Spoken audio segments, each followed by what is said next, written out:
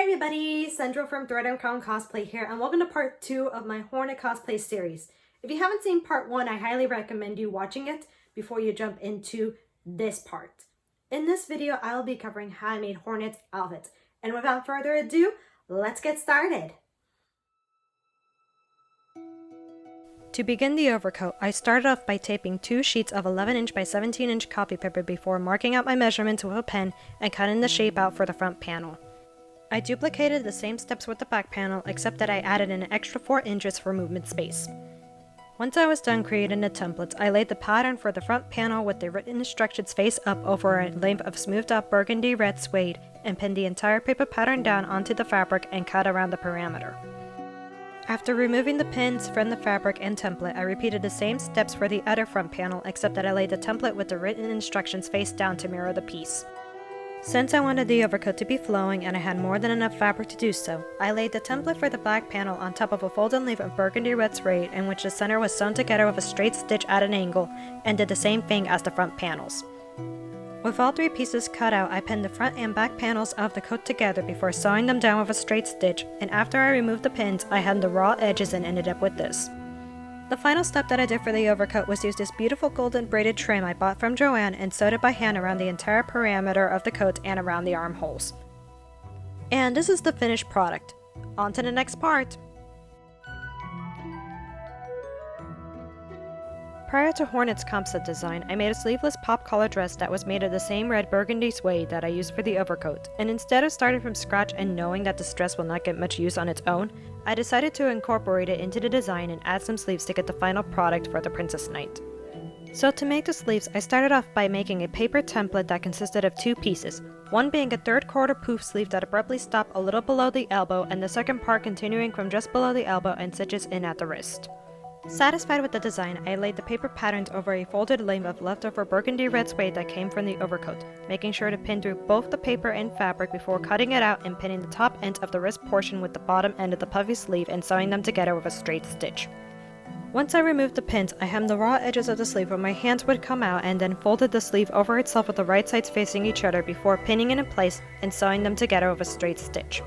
With both sleeves complete, I flipped them outside in and pinned the shoulder ends of the sleeves with the shoulder ends of the dress and sewed them together, making sure the fabric layers were flat and no puckering happened. And this is how the dress looks with the overcoat. Overall, I'm happy with the way that the outfit looks so far, but we're not done yet. Let's get to the scarf. When it came to the scarf, it was a trial and error of figuring out what worked and what didn't work, but the main thing was that it had to keep its shape. Knowing that if I went straight in without some sort of structure, the scarf would collapse on itself, and that would not be good.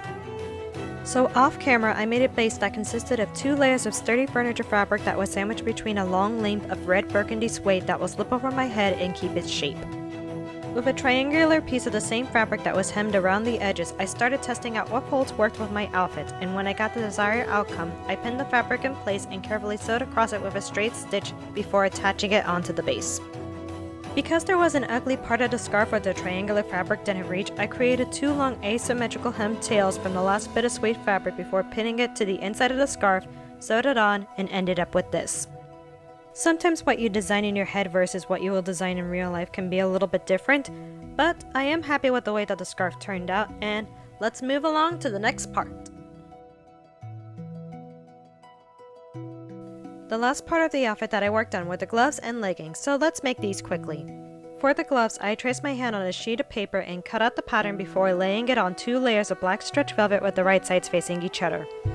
Seeing how my pencil did not work to mark the perimeter of the glove, I pinned the template and fabric layers together before cutting off the excess fabric, removing the paper pattern, and pinning the 2 layers of fabric together with the pins facing outward. I repeated the same steps for the other glove before taking them to the sewing machine and carefully sewing around the edges. The last steps that I did for the gloves was that I hemmed the raw edges down and flipped them outside in after removing the pins. For the leggings, I used a pair of my own as a base template and cut out 2 folded pieces from black stretch velvet before separating them from each other, pinning the leg portions together and sewing them down with a straight stitch. Once I had both legs sewn, I pinned the crotch area together and sewed from one end to the other before removing the pins and turning my attention to the waistband. Using a long length of black stretch velvet that I folded over itself and pinned in place, I sewed the edges together with a straight stitch before flipping it right side out. After that, I pinned the bottom of the waistband to the top of my leggings and sewed them together before hemming the bottom of the leggings to get this. And without further ado,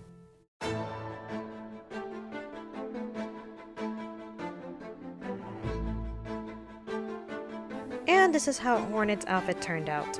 Overall, I'm very happy with the results, and despite having a few minor bumps along the way, I learned a few new tricks that will be handy for future cosplays. And though this is not suited for the 80-90 degree weather that I live in, it is surprisingly comfortable, and hopefully if there is either a cool or a windy day, I can do some outdoor photo shoots with this outfit. Thank you guys so much for watching, and if you want to see more content like this, be sure to like, subscribe, and hit that bell notification button. And I'll see you in the next video. Bye!